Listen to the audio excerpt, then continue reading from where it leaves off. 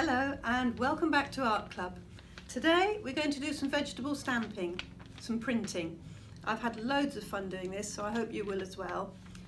You're going to need to collect up some potatoes, carrot, celery, rhubarb, radish, mushroom, a selection of those, or if you've only got potatoes, that's absolutely fine. Just whatever you have. You need an adult to help you cut the vegetables, and then when you have cut them, just dab the cut end onto some old newspaper or kitchen towel to dry them off, because the ink, the paint that you're going to use won't stick to the cut surface unless it's a bit dry. Alright, so I'm going to show you some of the things I've done for you, and I hope it inspires you to make some creatures for yourself. Alright, so this is potato, which I painted yellow, and I made some little chicks and some scary spiders. The feet for the chicks I've made using a cut end of celery.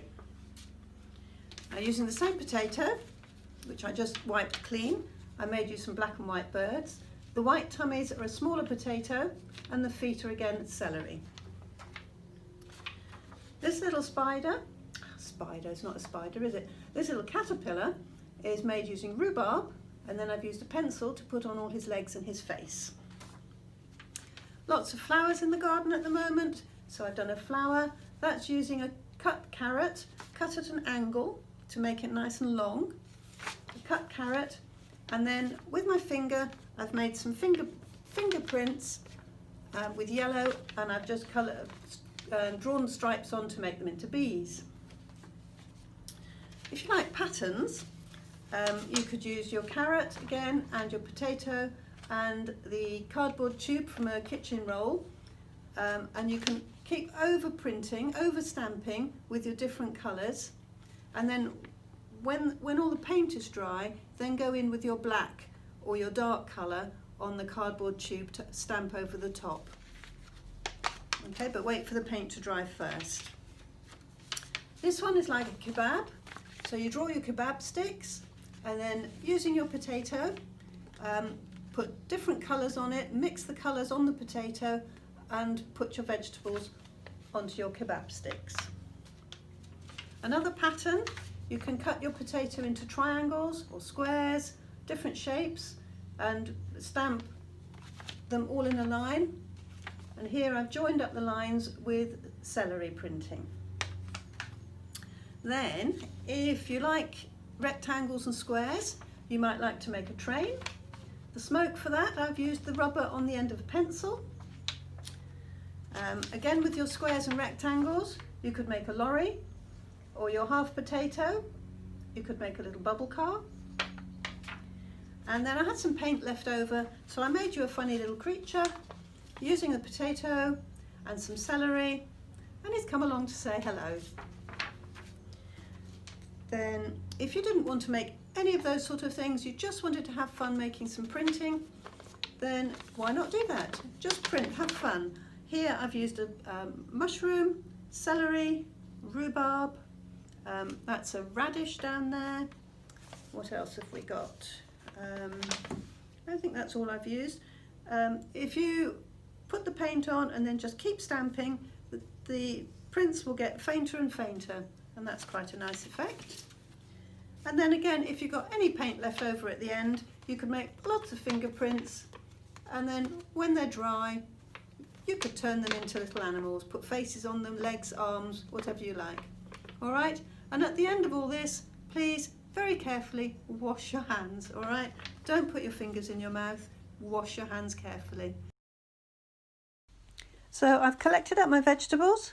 Carrot I'm going to cut at an angle and straight across, and then all the other vegetables just cut so that I can use the ends, and the potatoes I can cut into different shapes. Cut them in half, cut them in quarters, cut them into squares, cut them into rectangles, cut them into whatever shapes you'd like.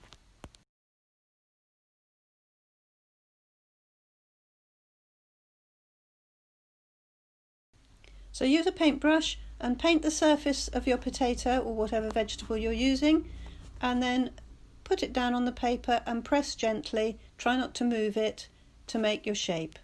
And you can print again, or you can repaint it. Here I'm using a carrot and I'm going to make a pattern. I'm putting the red on, but you can put another colour over the top. I put a little bit of yellow on there so that you get a subtle mix of different colours, and just keep printing it until you've got a nice pattern. For the flower, I'm using my carrot that's cut at an angle to make the petals and the leaves, and then I'll use a cut piece of celery with the yellow to make the inside of the flower, and then my fingers with yellow to make the little bees. You'll notice that I'm not finishing any of the printing at this stage because I need to let the paint dry. So for the moment we're just putting the printing down. Like here we're putting the black bodies down for those birds, but I need to wait for that black to dry.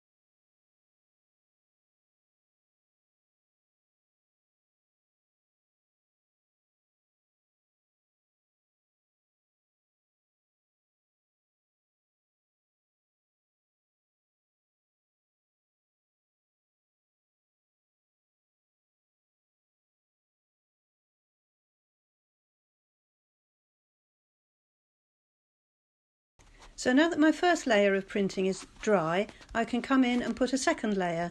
So a very faint layer of black for the spiders, and the celery in for the chicks' beaks and their feet. And then I can get my black marker pen and I can come in and put the eyes onto the chicks and the legs onto the spiders and the eyes, and finish my animals.